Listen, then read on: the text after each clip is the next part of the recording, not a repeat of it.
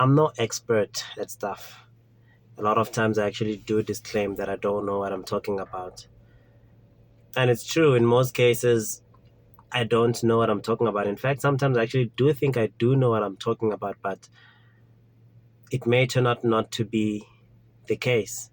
It may turn out that my thoughts of what I thought was truth may not be that. But what I'm trying to advocate for and what I'm trying to push, what I'm trying to get more people to be involved in, okay, adjust that a bit, is talking, conversation. I think it's very important, especially where we find ourselves, especially as South Africans. I think what we need more than anything is to have conversations, have important conversations. I struggle to sit down with a lot of my friends because the conversation ends up going to a direction I don't particularly like. It goes up into a direction that I don't think is constructive. I don't think it really leads anywhere. So I end up spending a lot of time alone. It's a bit tough because I want to be sharing and I want to be learning because I feel like I've come to understand that in the sharing and in the teaching, I gain and I learn. So I need to be around more and more people like that. Fortunately, spaces like YouTube, Instagram allow me, well, they allow anyone to tune into spaces where they can feed off of certain energies with which they resonate. But at the same time, that is just feeding inputs. You're not able to output and ask questions. And yes, of course, there are comment sections where you can comment and ask questions, and perhaps you get a response here and there. And that's very helpful. But it's not as wholesome as actually sitting down with people, being there, being present, and actually asking and engaging, teaching and learning, and maybe making some corrections or actually getting different clarification. If something is said in a different way, then perhaps it is understood differently. So this is why I believe it is necessary for me to continue doing the work that I'm doing, the work that I started years ago and stopped at some point, but then continue again. It's important for me to do that because I feel there may be some people out there who just haven't found those people or that voice that speaks to them. And maybe I'm that voice for some of these people. But at the same time, it's very important for me to be talking, letting my thoughts out, at the very least to the universe, because to myself, they make sense. And maybe I need to put it out there so that I can be critiqued and questioned, so that I can elaborate more and corrected as well. Because essentially, this is a learning journey, and it's not just a learning journey for people out there, it's a learning journey for me too. Because today I'll say one thing, tomorrow I might say something else. An interesting example of that is something that is true to life is something as simple as 1+1 seems like, 1+1 is 2. That's it. Go to a grade 2 learner, you ask them 1+1, they'll write 2, and they'll get the answer correct. You take that same question and you pose it to a first year IT student. The answer might be 1. 1+1 is equal to 1. Because in that world, 1+1 is 1. In the binary realm, 1+1 is 1. But as far as most people know, 1+1 is 2. Until that conversation is had and until that explanation is given, most people are going to think you're crazy for thinking 1+1 is 1.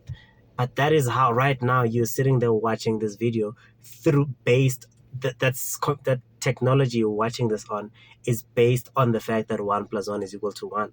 It's based on it's coded based on the binary language. And the binary language says that 1+1 is equal to 1. But take the same question, ask it to a grade 2 learner, and 1+1 is equal to 2.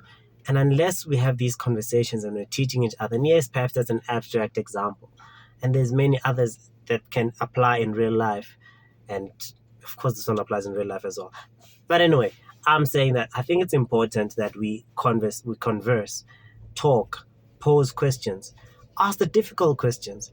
Right now, there's so much going on in the way of people struggling to deal with life, people struggling to balance out relationships, people struggling to balance work, family, all these things. We don't really understand the true definition of each of these aspects of our lives. I don't think we do. And even if someone did at some point in the past, throughout history, there's been a lot of iterations in different aspects of life, but there are certain aspects that have not been updated. I think personally that, not personal, okay, so it is a personal thought of mine. I think and believe that we have let life move on and progress and update through time, whereas we have not particularly let our traditions comprehensively update.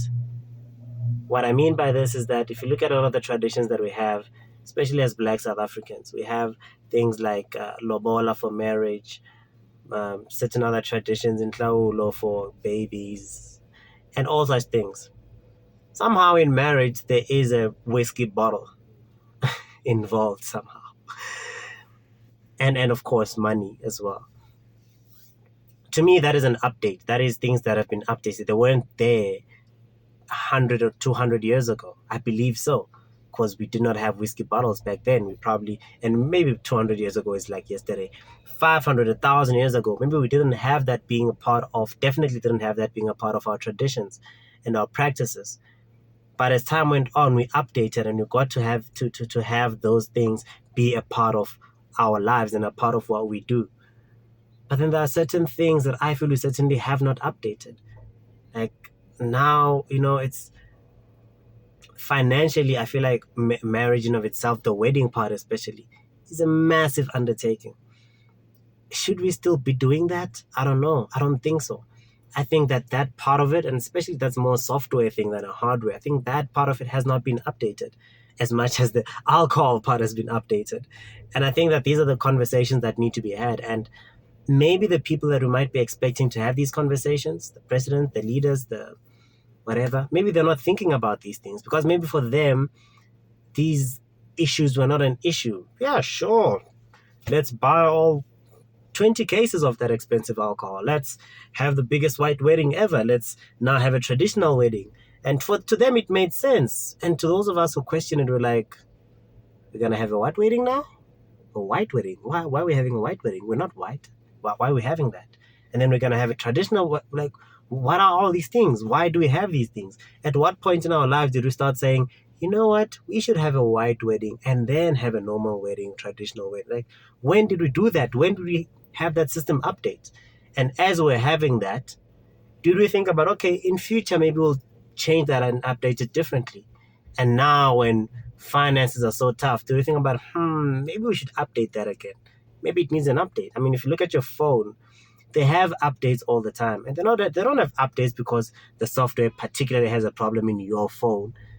They have an update because maybe some other people in their phones reported an issue and then they made an update to fix the issue in that phone. And your phone, you never saw a problem. There's an update and you update and like, I don't see any changes. It's fine. The phone continues working. The app that you're talking about continues to work as it did. Until one day they actually do an update that actually changes the look or the feel or the functionality of something in that app. And then you realize, oh, here's now an update that actually works, or that actually I can see what I've updated. But I think essentially it just goes back to us communicating and figuring out what we're doing, where we're going, where we come from. A lot of things we just do them because it's said that this is the truth and this is the way things should be done. But why? Why was it done like that? Where did it come from? What was the basis of it? What was the contributing factor? What was the word I'm actually really looking for is running away. It sounds like I pretended I'm doing this, but I'm not. And I don't know what I'm talking about, but I really think that we should sit down and have conversations about everything. And that is why I sit down and I have these conversations, not because I believe I'm an expert, but because I believe I have questions. And I'm posing these questions to you as thoughts, as ideas that I'm putting out there. And me being challenged, me being questioned is not a bad thing. That is actually the whole point of this. If I don't actually get the conversation going, if I don't actually start certain things, how then do we actually eventually get to the end of it? Think about it. If we just took If you think about maybe a touchy subject, if you think about the electricity crisis in South Africa, at this point of recording this video is 2023, and there's an electricity crisis. And if we did not have a conversation about it, if we just waited for maybe the president to tell us what the issue is, there'd probably be no experts standing up and saying, yeah, no, that's wrong. That doesn't make sense. This and this wouldn't work like that because of this and this and this. So that cannot be the reason. We wouldn't have that happening because that first person would not have had started the conversation. But because someone starts the conversation, says something dumb or says something smart or says something wrong or says something and makes a mistake, only then do people then come up and say, no, actually what you're saying is not right for this and this reason. It works this and this way. And therefore I believe that, the solution is this and this. And someone else can come and say, no, your solution won't work because of this and this and this and this. But then because the conversation was started, we may now end up finding solutions.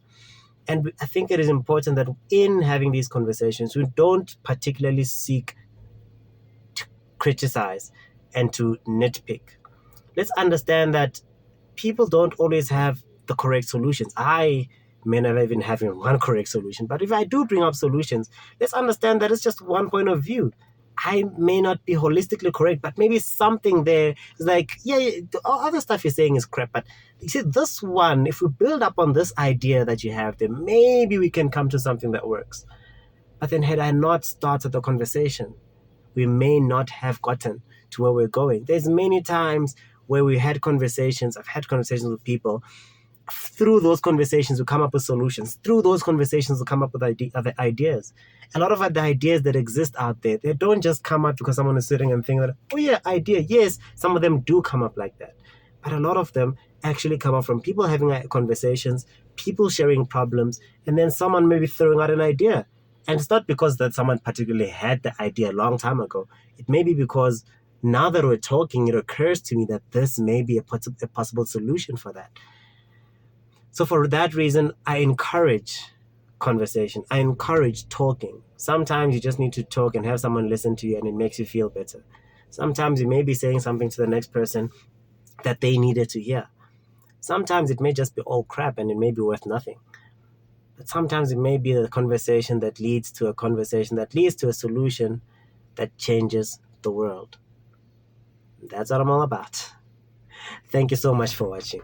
I hope I can keep it giving more conversation, and I hope I can continue to touch lives, because again, that's what I'm all about.